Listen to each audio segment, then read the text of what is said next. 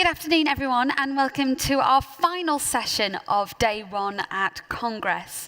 Now, before we start the session, I just want to say, if you do want a translator headset, it's currently all our sessions are being translated in Spanish, Chinese, and English, and you can just collect them if you go out of the main auditorium and turn right. And for this session as well, we're also going to have a signed translation up on the far screen to the left there.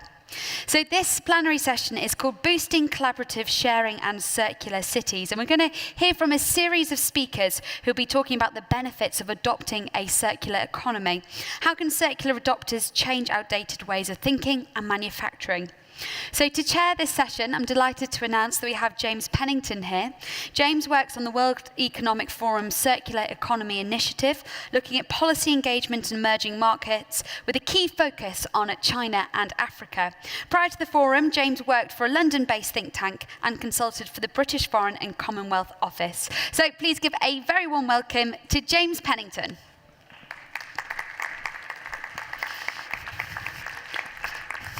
Thank you very much. Thank you for that introduction. And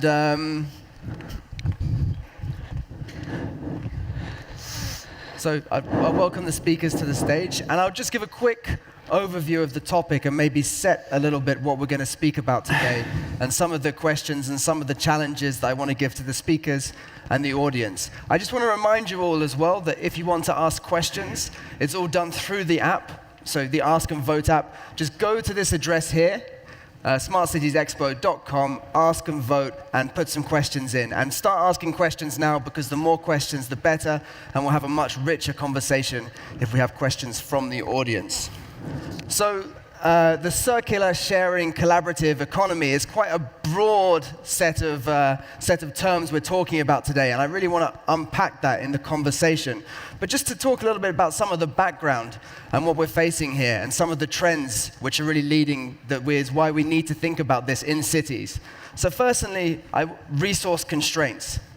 We're extracting huge amounts of resources. In 1970, we extracted 22 billion tons per year of resources. In 2010, this reached 70 billion, and then by 2030, this will reach 100 billion. So a massive rise in the amount of things we're digging up out of the ground.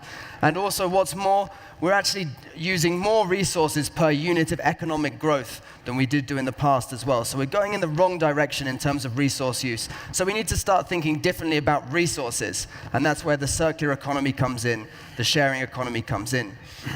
Normally, in a very linear economy, we dig these resources out of the ground in a very pure state. We play with them and make them into great products, like we're all holding, like everything in this room, like this that I'm holding in my hand as well. And then we use them for a few years, and we put them back in the ground, but in a form which you can't use at all. So there's something that doesn't make sense there, so we need to think about the circular economy. There's also huge amounts of waste in our cities and everywhere. If you look at the global food system, as most people I'm sure know, 1/3 of all food is wasted. I mean, this is not marginal. This is a huge section of the global food system. So we really need to look at some of these areas. We have increasing demand. 3 billion middle-class consumers will enter the market by 2030 globally. Environmental degradation. We just heard last week in COP that emissions were up last year after having plateaued for the last couple of years. So we need real action on that as well. And also, in terms of the collaborative economy, we're seeing a lot of social dislocation and unrest, a rise in populism, people feeling they're being left out by globalism and capitalism, and that the system is not in their favor. So we need a new way to connect with people and for people to connect with their local communities. And we need smarter, more agile governance as well. And of course, as I'm sure you've heard 1,000 times today, massive urbanization, people moving to cities. You know all of the statistics already. I won't repeat them. So with that out the way, I'd like to introduce our speakers. So I'm going to go actually in the order they'll be speaking first. So first I'd like to introduce Mr. Álvaro Porro Gonzalez, who is a Councillor of Social Economy, Local Development and Consumption for Barcelona City Council. And then also my closest here we have Sladjana Mijatović, who is a Circular Innovation Officer in Amsterdam. We have Mr. Felipe Urbano Saleta, who is the Director and Head of Business Development and Communications and External Affairs for FCC Environment, which is a large recycling, construction, and water management company.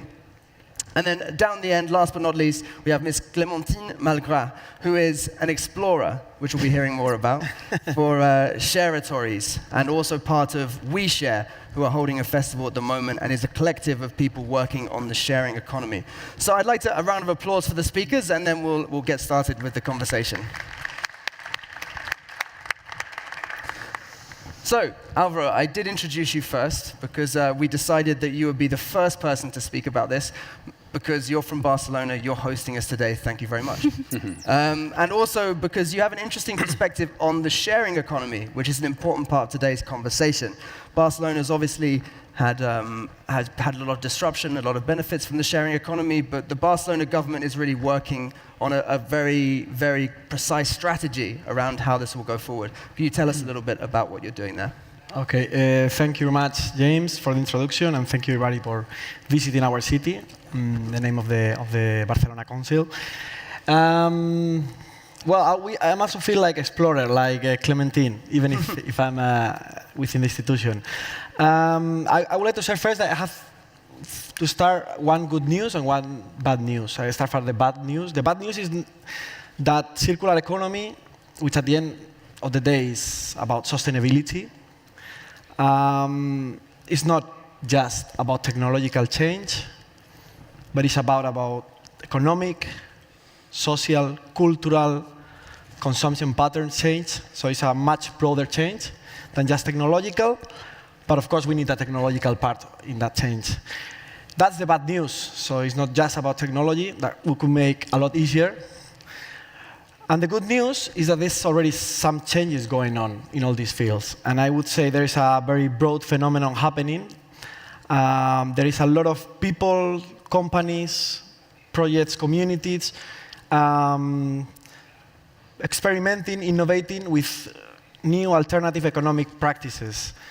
That means maybe understanding property or patents or licenses in a different way, understanding democratic or collective governance in a different way, understanding profitability or efficiency in a different way, and basically linking with an amazing history we have of cooperativism, of collective action, of commons governance in our societies, in our cities. So that's already happening, and that's the good news. So it's not only about technological change, but part of the change that we need is already happening. And I think Barcelona is a key city in that sense. I think we have an amazing ecosystem of communities and peoples and companies practicing this alternative economics. It's not just circular or sharing economy, it's social and solidarity economy, it's community, grassroots innovations, it's third sector, it's cooperativism, it's a lot of different practices. And what I would say is and especially now I'm focusing more in sharing economy, there's two sides of this coin. When there is change going on, there's different ways of doing things to normal, but then sometimes you do the things in the same way, but with a different name, with a different label, and trying to take advantage of this new context. So for us, our approach as Council with sharing economy is a double approach, challenge and opportunity. We think there is an amazing opportunity over there for the common interest, for innovation, for collective action, in terms of innovation, in terms of democracy, in terms of access to knowledge, access to technology, in terms of use of resources. But at the same time, there is a challenge over there. And I think there is also platforms that are doing business as usual, which is not necessarily bad, but trying to use the label of collaborating economy or sharing economy to practice, to do economics in an unregulated context. And that's creating a lot of impacts, not just in terms of fair competition for all other economic actors, but also in terms of housing market, in terms of urban planning, in terms of workers and consumers' rights. So we have to both have this double approach, take advantage of our opportunity, and be alert with the risks. And I think one of the main elements, and I hope we can talk later about it, is to understand the difference. It's not everything the same, and we have to be able to differentiate when it's really a sharing, a collaborative practice happening, or when it's just business as usual and they have to follow the same rules as everyone. So it's a huge opportunity, but we're moving fast, and that creates challenges. I mean, this is really disrupting things quite quickly, and needs to be working a lot between government, between everyone to see what's happening there. Thanks, that's very interesting. Felipe, senor. So, you're working in the environment space, in the waste management space, wastewater, in construction. This is really the hard edge of the circular economy. This is where a lot of it's happening. How are you seeing this happening now? How is this playing out across Europe, in Spain, and elsewhere? Thank you for giving me the chance of being here, firstly. And as Álvaro was saying, circular economy is about sustainability. It's not a fashionable thing, it's more a philosophy. I mean, circular economy can be applied to all aspects in your daily life. From our point of view, we are a waste management and environmental services company. Try to maximize the resources we recover every day is a real job. Today, the situation about waste recycling is very different among the 28 countries that belong to the European Union. We will say that there are 3 different groups with big gaps among them. Let's say that there is, with Northern and Scandinavian countries, a high rate of recycling, roughly between 40 and 70. There is no landfill dependence practically, below 10%, so they are almost meeting the requirements that are marked for 2030. There is a second group that will be Central European countries and Mediterranean countries, among them Spain, where the rates of recycling are a bit lower, but still a landfill is something necessary. The reliance on landfill is between 10 and 60%. And in the first group, by the way, recovering energy by big waste-to-energy plants is a way to avoiding landfill. And there is a third group, mainly Eastern European countries, maybe Greece and some other countries, that with low rates of recovery between 10 and 25%, and with high dependence on landfills, over 60%. In the future, these gaps need to be closed. If not, we never reach the common goals for 2030, which are quite demanding, by the way.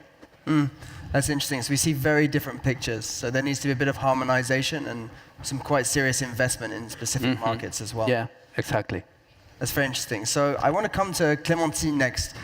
So Clémentine, we had a conversation before, and I think everyone in this room knows the importance of small and medium-sized enterprises when you're talking about the economy, the global economy, but also what you're looking at and what your report is focusing on is small and medium-sized cities and how they're often neglected and how they are also vital for the economy, and also some of the sharing practices they can use. So can you tell us some more about that? Sure. Thank you very much for inviting me. I think, it's just when we talk about sharing cities or when we talk about smart cities, it's just concepts. I mean, it doesn't have one reality, and there is as many sharing cities as there are cities, actually.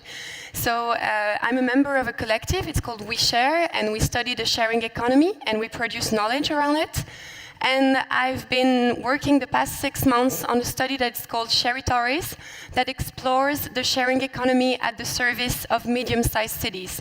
So it's one way to see that innovation and the new forms, the new models that the sharing economy is carrying are not only happening in metropolises. Like, for example, when we say sharing cities, we think about Seoul, which is one of the pioneers of the sharing city approach. And the way that they implemented sharing city programs was really different, was to answer different type of challenges that other cities are facing. For example, the mayor of Seoul, he said that sharing cities was a way for them to help grow the sharing services within the city, but also to face the feeling of loneliness that people were feeling within the cities, and that translates in, for example, a high suicide rate. So they were trying to tackle those kind of issues. And when you look at other kind of cities, like, for example, medium-sized cities, so in Europe, it would be cities between 20 to 100,000 inhabitants. Those cities, they are facing a lot of economical issues, and for them, and I agree with you, the sharing economy is an opportunity. And I think there's 3 aspects on which the sharing city model is helping those cities. The first one is that it helps the relocalization of value. When you talk about crowdfunding, when you talk about short circuits, when you talk about energy cooperatives, for example, you see that money is being relocalized within the city. And that's something that's really different from the traditional economical development approach that those cities are having, because most of the time they are waiting for businesses, for people to come from the outside to the city to produce value. And with the sharing economy, or the collaborative practices, if we can call it that way, we are trying to relocate value and produce value from within. The second aspect is the aspect of a diversity of economical practices and economical source of activity, because we know that the cities that have the most diverse economical fabric are the cities that are more resilient, and are the cities that are struggling less. So the sharing city model, it can help us also to try to, for example, empower people to start their own businesses. So it's in this way, it's this idea of saying one city with 100 or 1,000 small businesses is stronger than a city that has 1 or 2 big employers. And it has been the case in one of the cities that we studied in Belgium. So we explored 8 cities in Europe. And one was in Belgium, and they were relying on one big corporation to provide for most jobs.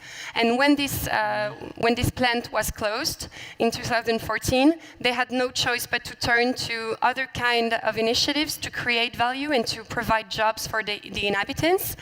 And they used sharing services, like, for example, renting space in a collaborative way for people to test their product, to help them become entrepreneurs more easily. And so that's really one of the ways you can help a city to gain more resilience from the economical point of view. And the third one, and you mentioned it, and I think it's the social and the environmental impact. Because we know that the sharing services, the sharing economy and the sharing models are based on trust, they're based on community building, they're based on a peer-to-peer relationship. And I think that those models can help also, they have a strong impact on the social fabric of the city, but also they help us to gain more awareness on the pollution and on the waste issues. So I think it's just one way of seeing that there's not one model of the sharing cities, but the sharing cities practices, the collaborative practices, they have a huge impact and they have a huge value for medium and even small cities. Thank you. So I like that. So it's really about the economic fabric and the social fabric really working together to create this sharing city idea. Sladjana, I think coming to Amsterdam, and you're really going to tie this all together for us, because we have a lot of concepts. You hope. Yeah, of course you are, of course you are. And coming to Amsterdam, we know Amsterdam is a pioneer in the circular economy. We know Amsterdam is a pioneer in the sharing economy, bringing both these concepts in. the collaboration side. So, how do you collaborate within the city to get there, and what kind of collaboration is needed? Yeah, maybe to clarify, I don't think that Amsterdam is the pioneer in circular economy, but we truly want to be. But the interesting thing is we are now working for a few years on the circular economy, and what we found out is that it is not that easy to realize this system change, because that is really what you need. You have to shift from an existing system to a totally new one. Otherwise, you will not be operating really circular. But the big challenge is, how do we do that in an existing city where all these different flows and systems are connected to each other? So we came up, like, one solution is to smash down the whole city and rebuild everything from scratch. Well, that didn't work very well. They didn't agree with that solution. So they said, okay, you have to do it with the existing city. So we were like, okay, that means we have to repurpose the existing instruments that we have in the city. And one of the most powerful instruments are actually your citizens, and also all the communities that you have in your city. So we see now a big development within the circular economy transition in relation to the collaborative economy, that they really strengthen each other. It starts at the design phase, where you see more and more co-design developments. We are building 65,000 houses in Amsterdam for the next 10 years, because our city is growing with 11,000 people a year. And these co-design projects are very interesting. We implement serious gaming, for example, as a tool to involve different kinds of people in design process. Other thing is we see a lot of changes in the consumption part as well. Mobility as a service is, I think, one of the most promising solutions for the next years, because our city is growing with more people, so this means more traffic, more congestion. So we are experimenting now, how can we share our assets, our cars, for example, and that we try to implement these kind of solutions. Other thing where you see the collaborative economy in Amsterdam is on the financing department. So crowdfunding is for everyone, I think, something familiar, but we try to involve it also in our city procurement. When we want to procure a solution, we don't write exactly what kind of solution do businesses or citizens have to bring us, but we explain why we need this solution and what does it have to solve. But we don't ask specifically how they should do that. So we try to make these processes as open as possible.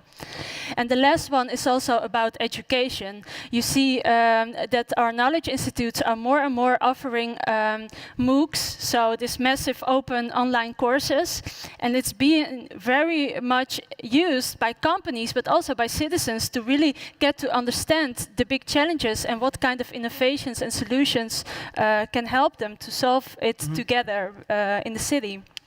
Thanks. That's really interesting, and I think that really is a very, very good example, very concrete examples of collaboration. And actually, I want to come back to Clémentine in that case as well, because I think what we heard there is a good example of a very grassroots approach to collaboration in the city as well. Clémentine, you are from a grassroots organization, but you're working with a number of cities. What's the kind of advice you give, from your experience as a grassroots organization to cities, and these kind of things that we've heard about in Amsterdam?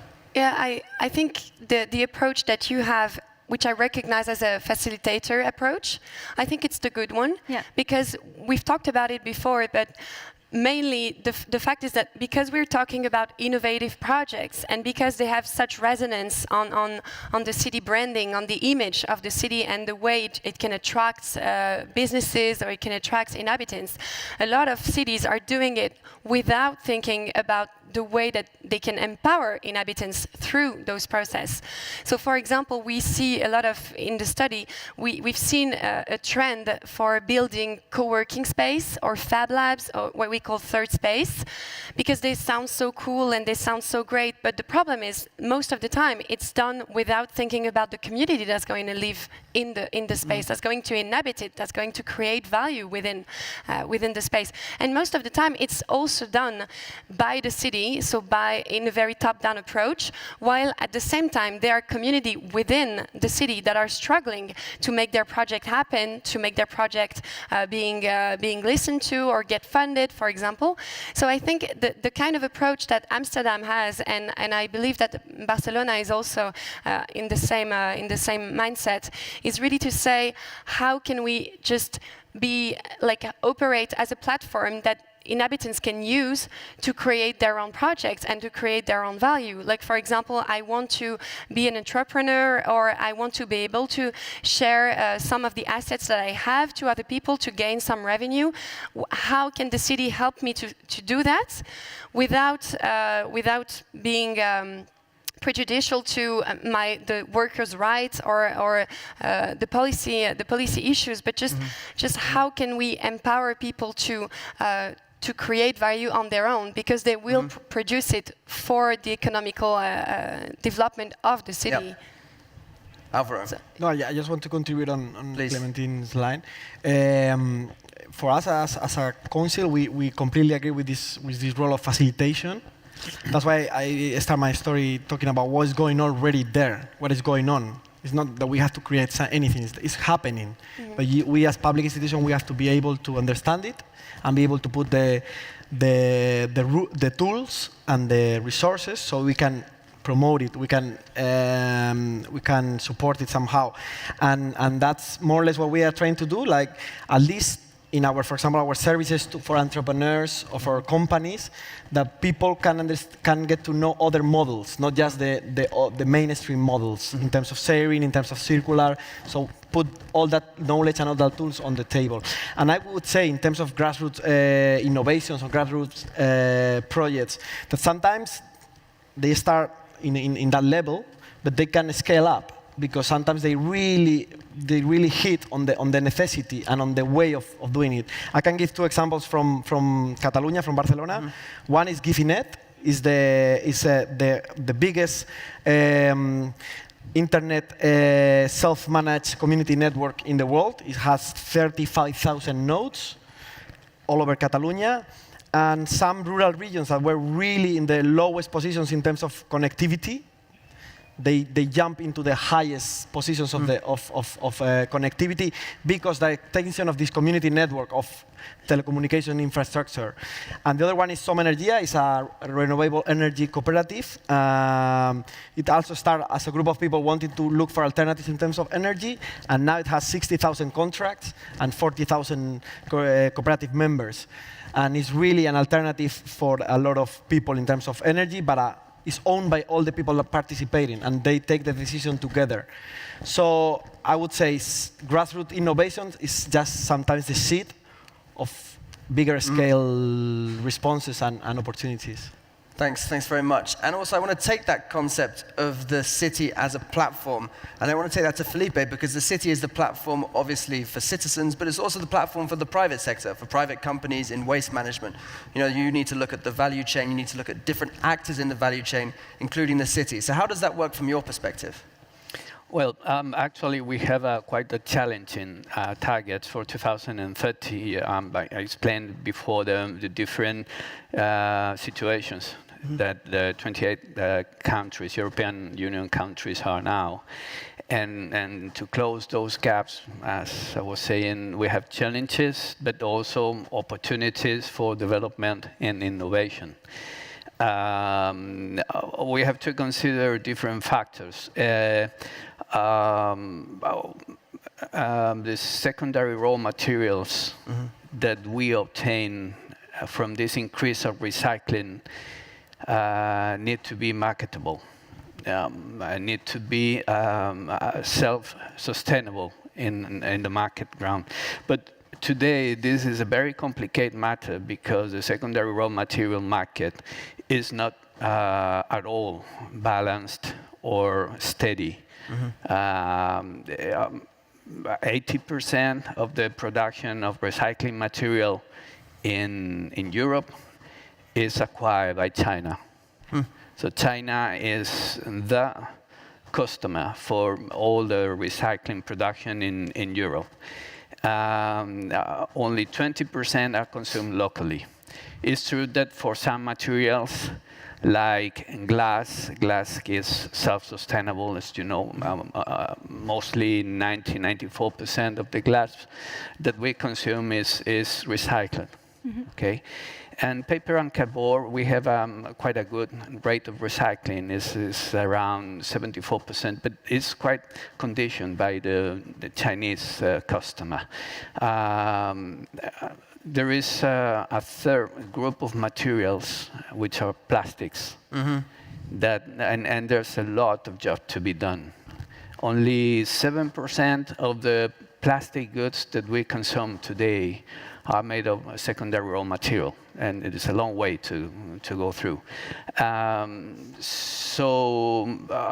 What needs to be done by the different agents and stakeholders in this market?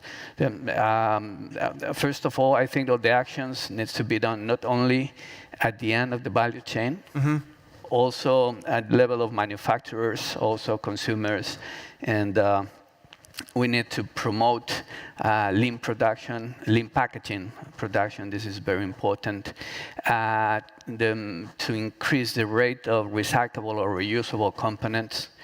And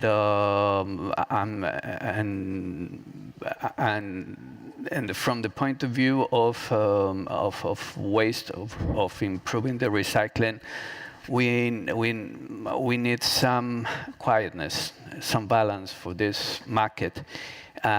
Increase the self-consumption, especially increase the quality of the secondary raw materials we produce. We need to decrease the dependence on China. This only can be done with innovation and technology development, with pull and push policies. Yeah. And really aligning as well. Yeah. In plastics, having similar materials being used across the value chain would be a huge win for the recycling industry. No? We have to give rewards to the manufacturers that use reusable components, and we have to make penalties too. Yeah. And also for the consumers. So there's push and pull, it's regulation, it's lots of different things. Thank you, that's incredibly interesting. I just think, and also just one more question, and I want to build on some of the points we've heard as well. So I want to go back a bit to some of the grassroots thing and the idea that citizens are going to be collaborating in this change to a circular, to a sharing economy. Sladjana, just to play devil's advocate, so you're saying you're getting all of the citizens involved, they're all helping in terms of planning what Amsterdam's going to do. Who are these citizens? Are they everyone? Is my grandma on there? Is she involved, or is it just people like maybe on this panel, maybe in this room? How do you make sure you can really involve the whole city in this? Yeah, so that is a very good question, and also maybe one of the most important challenges, because the funny thing is we have a special hub in the city of Amsterdam where every night around 400 or 500 citizens come gather with each other and talk about urban challenges and urban topics that we have in the city. And this is a very great place to have this conversation also with your council members and your citizens. But to be honest, at these kind of meetups, most of the people that are coming, I started to see the same faces. So this means that there's always this active group of citizens that are very much connected to the challenges and to the city and really want to be part of this change. And that is good, and you should definitely always start with them, because that is where the energy is, and where you should really start to accelerate these kind of transitions. But the big challenge is, how do we involve also your grandmother and all the other people? I think that the best way to do this is to think about incentives that are really understandable and tangible for them. I gave an example this morning, but I will repeat it also now. That is, we have great startup programs where one of them is called RecyQ. And what they do, and the other one is called Wasted, and what they do is they collect plastic waste in the neighborhood, or invite citizens to help them collect plastic waste so they can make new products out of it. And the citizens that bring waste to them get a coin in reward. And with this coin, they can get discount at their shops, at their restaurants and cafes in the neighborhood. So this started to create a very good incentives for also citizens that don't have much money to spend and never have the possibilities to go to cafes, for example. So they really got involved, and they started to see that waste became a resource. So this is a very nice way where you can be part of this collaborative economy, but it brings also something directly back to you. And we are now even experimenting. Can we use this plastic waste to 3D print furniture, public space furniture, and to give it back to the neighborhoods that collected the waste? So these kind of ways is, I think, the best way to involve all your citizens in the collaborative economy. Yeah. That's great. So I think as we look at this, we need to think about a collaborative, shared, circular, inclusive economy. To really make sure that everyone's involved in this. Yeah, maybe interesting to share. Last year, we have been chosen as Amsterdam by the European Commission as the European Capital of Innovation. And we actually didn't expect to win the prize, because we thought we are not that smart of a smart city with a lot of technological solutions and everything being organized technologically. But the funny thing is, they gave us this prize because of our social innovations, and that we really see this as an important part of your whole innovation strategy. So I think that is something to give back as well, because inclusiveness is about the happiness of your citizens, and this makes your city healthy and functioning well. So that's definitely one of the most important things. Yeah. So maybe we're getting to the core of what it means to be a smart city here, in a very deep philosophical level. No, thank you very much. I want to go to a couple of questions from the audience as well, and please, everyone, do ask questions on the app as well. We've got some time for some questions now, and I have a few already, but but please do go on there and ask some questions. So the first one I think we've pretty much covered. But I just want to see if anyone else has anything else to add on this as well. So can you give any examples of tools used to involve the community in decision-making process? We just heard this from Amsterdam, but I just wonder if any of the other speakers would like to talk about any examples that they've had as well. Can you repeat the question? Can you give examples of tools used to involve the community in the decision-making process? So in policy setting, these kind of dialogues. It must be like well, yeah, Barcelona is a very important working line we have. We are creating Metadecidim, which is like a whole platform for citizens to contribute, to participate in political decisions, to assess and contribute with ideas. And hopefully it's going to be developing and also working with develop participatory budget elements and open government in general. And that's basically like the main resource we are putting on the let's say on the website to work with us. But in general, it's something we are fully doing from the very small scale in the neighborhood for small decisions, and we have a kind of grassroots democratic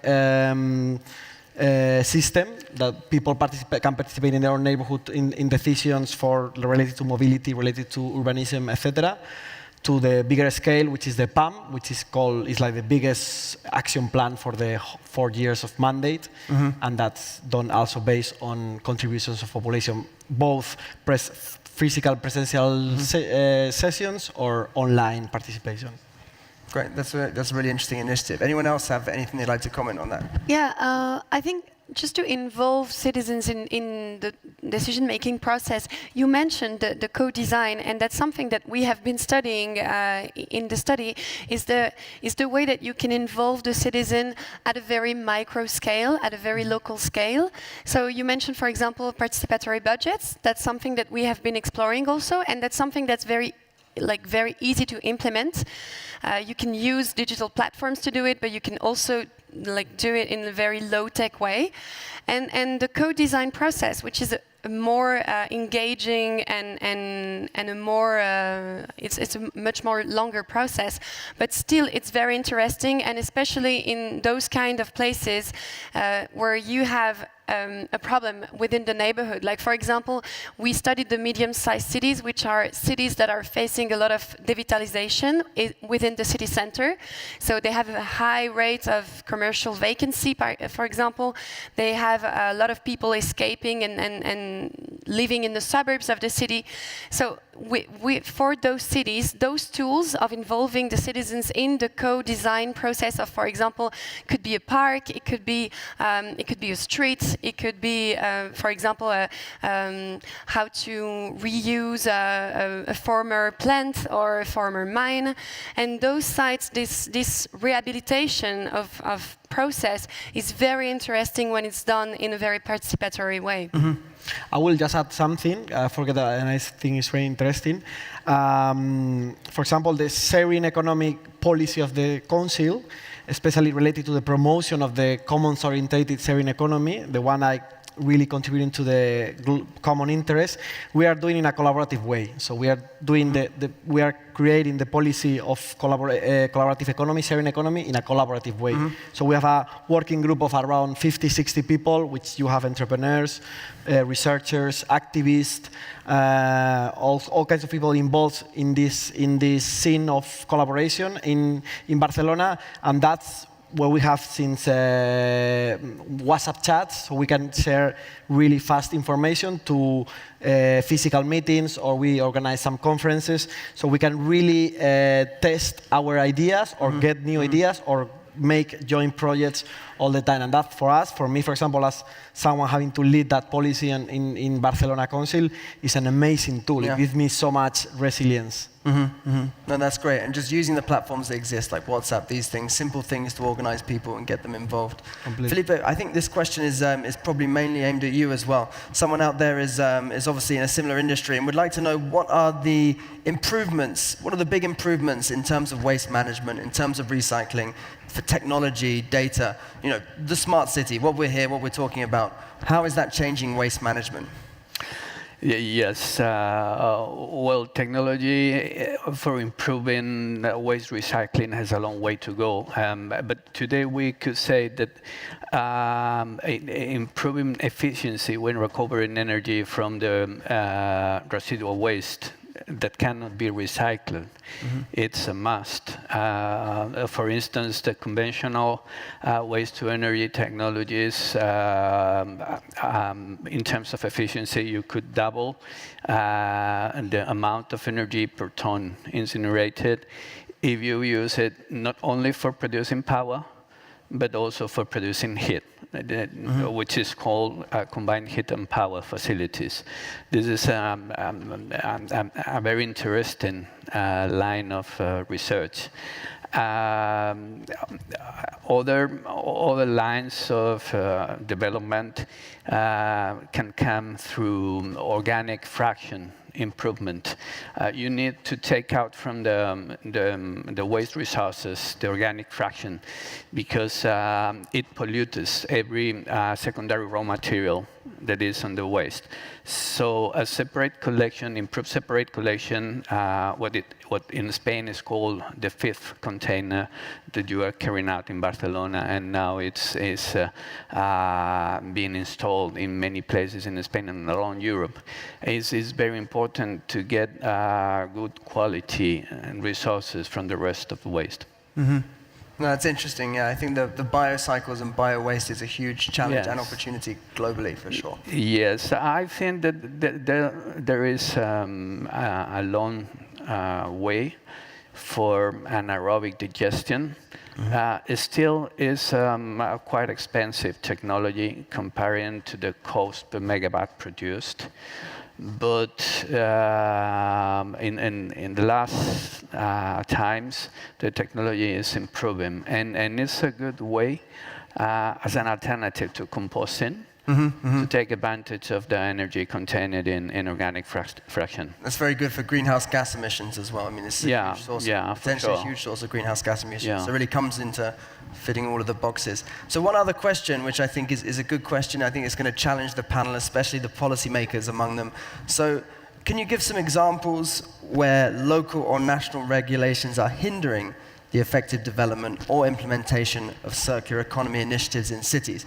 Now, maybe in your cases, I'm sure you've got rid of all of those regulations which are hindering circular economy, or maybe you haven't, but it'd be great to hear, Sladjana, if you have any examples of that. Yeah, I can think of some of them. I think one is very interesting, and that's in a neighborhood where we said we want to build this totally circular, and it should be developed, this neighborhood, from bottom up. So this means that we really want to facilitate the development of this area, and that citizens and stakeholders should be able to do it the way they want. But then it starts to become difficult when these stakeholders want to make decisions about mobility, or when they want to make decisions about do we want to park cars in our street, or do we want to have green and nature in the street. It starts to become difficult when they said, for example, to us, we have a much better solution for circular public lighting. Let us do it. Let us develop it. And I was like, sure, why not? Because I work at the innovation department, and I really believed in this city operating system where you can really think different about public lighting as a solution. But then I came to my colleagues at other departments, and they said, like, no, that is not possible, because we as a municipality are responsible for public lighting.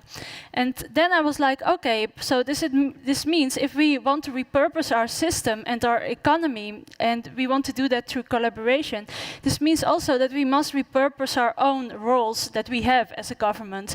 And you have to reframe these, you have to ask yourself these questions, like, okay, so we are responsible for public lighting, but why? Why are we responsible? And then when you peel it off, it is about safety. We are responsible for safety. So if you can find this solution for offering safety to this neighborhood in a different kind of way, then why shouldn't citizens be able to make these kind of decisions then? So it's very hard to stimulate collaboration between governments and citizens, because we are still not that able of redefining our own roles.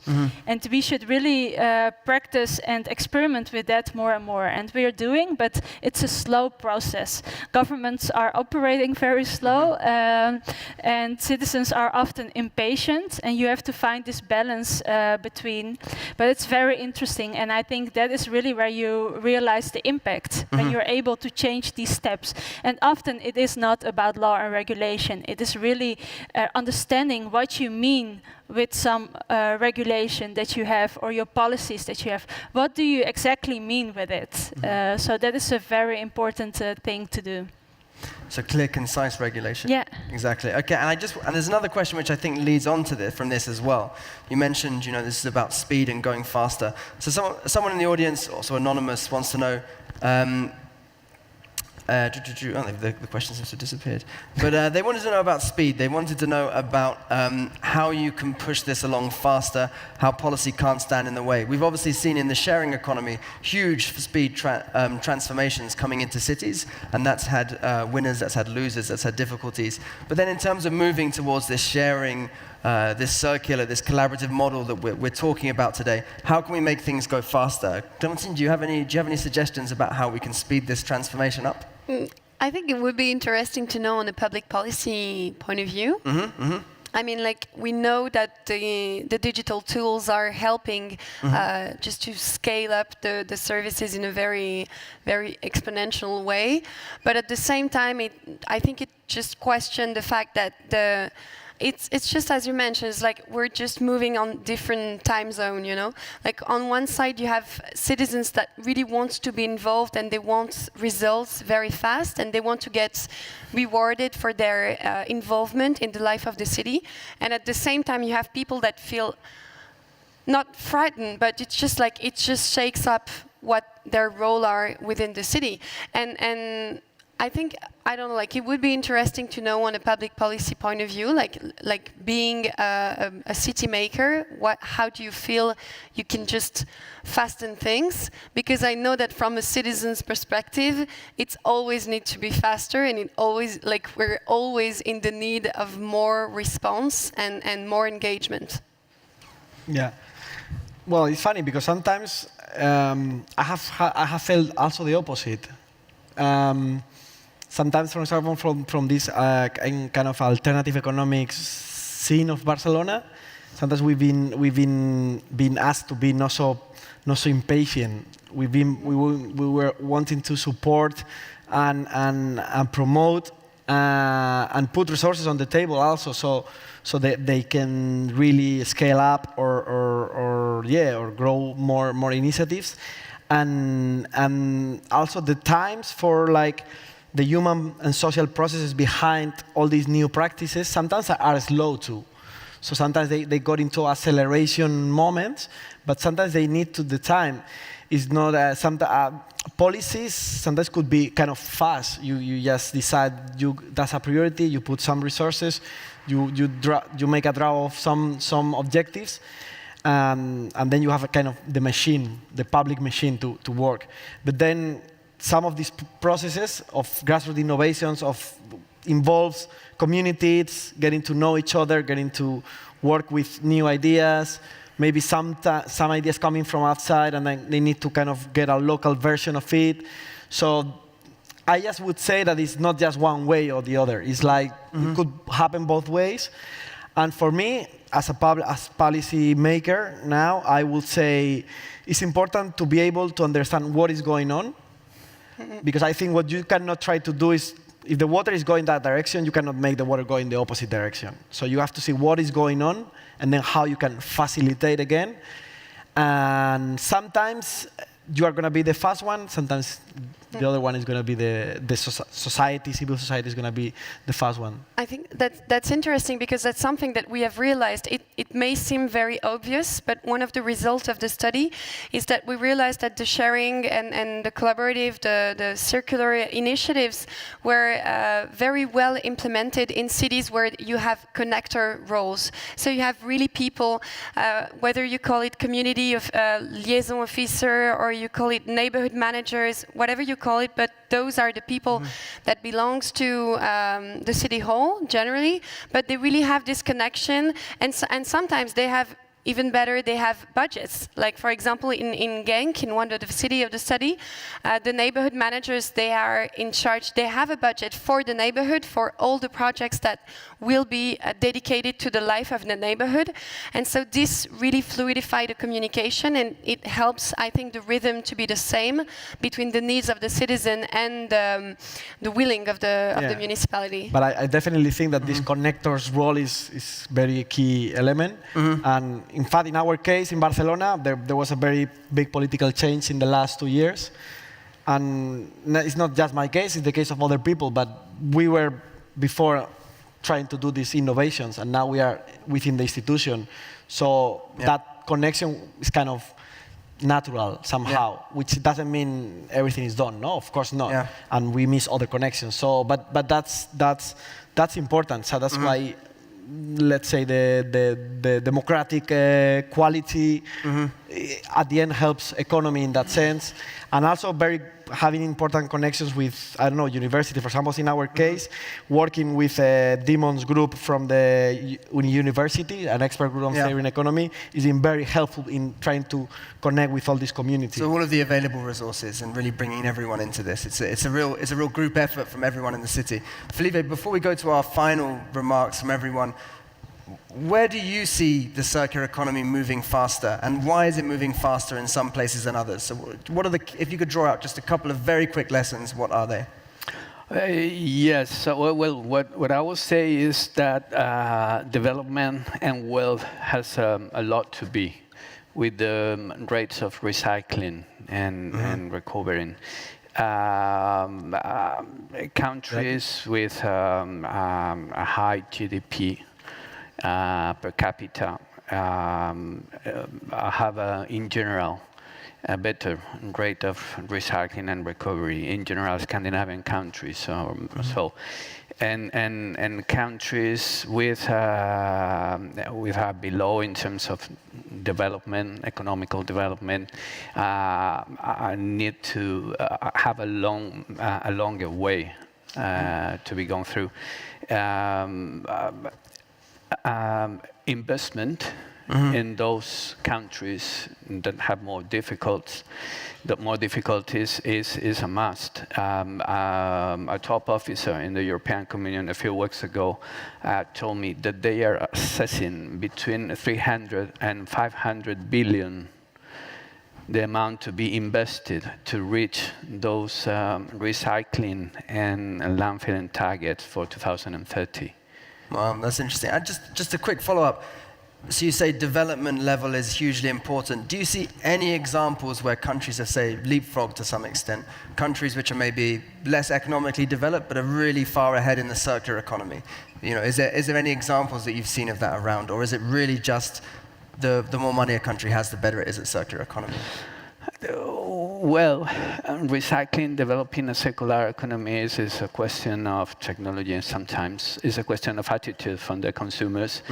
And when people have all the basic needs covered, they are more aimed to think about environment. In developing countries, not only in Europe, especially in all developing areas in the world, Latin America and Africa, and they are more concerned about all other problems, like have a good water quality, that in maximizing recycling from their day-to-day consumption. And so I will say that in general, the countries that have better practices in terms of recovering value from resources are more developed. But as a general rule, I cannot tell you anything. Maybe I don't want to make polemic, but I would also say that sometimes, and maybe it's tricky, no? But like sometimes poverty is related to also how may I say it? Sometimes in countries where there is people who live from getting use of things they find in the waste, creates a zero waste policy. And sometimes us Europeans bring in their incinerators, stop the living way of these people. Like waste pickers in India, they stop finding the living wage because we bring from Europe incinerators and then we don't recycle anymore. So I'm just saying that sometimes it's complex, and sometimes the zero waste countries are the ones who have people really doing a real economy, a circular economy of what is on the waste. It's good. I mean, this is really true in a way. I mean, when your possibilities of consumption are not big, you take advantage of everything that you got. And it's true, and Álvaro make mention about waste pickers in different countries, especially in Latin America and all the big cities and metropolitan areas. Those waste pickers, this is a social stakeholder that needs to be borne in mind when you design a waste management plan. Okay, and it's true. Then in some cases they are maximizing recycling, maybe not reaching the best quality in terms of environmental cleaning the city, but it's true that they maximize recycling in the way. For instance, in Buenos Aires, this is a city where I have lived in. You can see what they call cirujas, or waste pickers. Y cartoneros. Yeah, cartoneros in general for paper and cardboard. And they go building by building, and they have arranged with a concierge or janitor at each building. This waste belongs to me and my family. There's a kind of social organization, and they open the bags on the site, take out paper and cardboard and good plastic, only good plastic, something that is marketable, okay? Exactly. And after that, they need to close the bags and leave it as it is, because if not, the next day they cannot recycle anymore. And this is a social practice that here in Europe don't consider, but it's a reality that we need to consider in other parts of the world. It's growing here. In Barcelona, for example, we have a project with from the Council, which is with some sub-Saharan African people that used to, well, that they work in waste picking for metal in the streets, which, because the very valuable thing in Europe is metal, in the waste. And we help them to create a cooperative for waste picking, and they are already functioning. They are making their living from it with some help from the Council. It's called Allen Cop. If the people want to know, they already have a website, and you can call them. They go to your house to get materials you want to get rid of. They are or starting to fix electronic devices, so to sell them back. So I think as public policy makers, we have the opportunity in front of that, instead of trying to substitute by technologies, trying to build up new solutions from different models. No, that's very interesting conversation, I think, there as well. And I think it goes back to this collaborative economy as well, that if you're talking about emerging markets as well, and you're talking about an established waste picker economy, you need to involve them in the solution as well. This is all part of it as well. We have about 30 seconds left, so I just really want to quickly just go one time down the panel.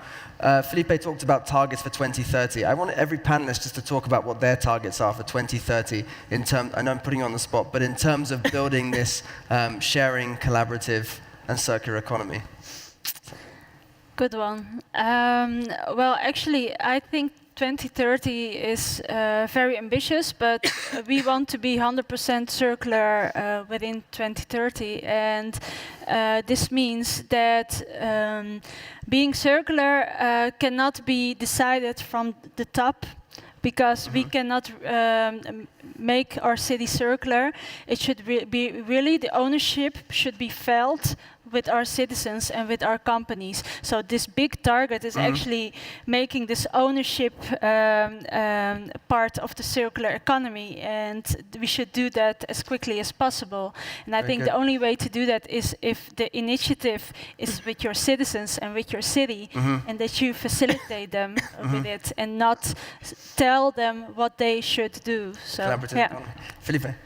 Same question. Well, I think that we will achieve those targets in 2030 that basically are between 65–70%, are not yet defined because there's some fight between the Commission, Parliament, and the councils, countries' councils. In general, 65–70% of recycling, 10% landfilling most, and 70 and 75% of some particular materials like packaging or paper and cardboard, and maybe we will improve organic waste management. Very good. Álvaro, in 10 seconds.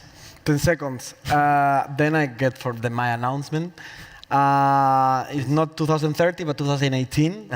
I hope we're going to have a track on, well, I hope not. We are going to have a track on sharing economy in the sense we've been talking today within the Smart City Expo of 2018.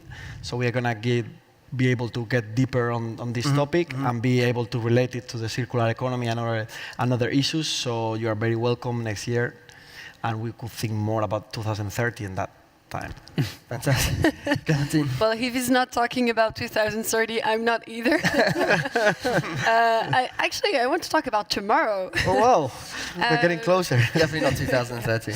No, it's just our role as We Share is to create dialogue, and that's something that we mentioned today, is just to create a more fluid dialogue between all the city stakeholders. And I think actually one of the ways to open the conversation is to organize meetings and to organize events when we can all gather and discuss topics the way that we did it today. So I'd like just to invite you all to come and check the We Share Fest Barcelona, who's starting tomorrow for 3 days. And has as a theme Sociedad en Beta, and really this idea of how can we all together try to think about what's going to happen in 2030.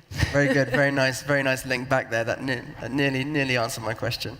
Okay, so thank you everyone. I just quickly to wrap up, I think one of the interesting things that I found from this conversation is I came in thinking we'd be speaking about sharing economy, circular economy, resource use, as I set up at the beginning, but I think really what I think is the key message that I take away from this is actually on the collaborative economy. At first, I thought these concepts maybe weren't linked quite as much. I don't know if the speakers thought the same, but from this conversation, there's really a need for collaboration with citizens. There's a need for collaboration between the private sector and cities. There's a need for collaboration across the value chain. There's a need for collaboration in policy making, and that's really, that collaboration sits at the heart in this transformation towards the circular and the sharing economy. So I think for me, that's a great takeaway from this and very interesting. I'd like to thank the panel, and I'd like everyone to give them a big round of applause. And thank you to the audience as well, and everyone go and have a lovely evening. Okay. Thank you very much, James. Okay, that does bring us to the end of day one at Congress. Brilliant panel discussion. I also just want to give a massive shout out to our brilliant illustrator, Blanca, who's been working tirelessly all day creating these amazing prints that you can go and have a look at outside. So please do have a little look at them over the next couple of days because they'll keep being added to. Yes, thank you. Okay, right, well, I'll see you bright and early tomorrow morning at 9:45 with a keynote with Robert Mugger. See you then. Cheers.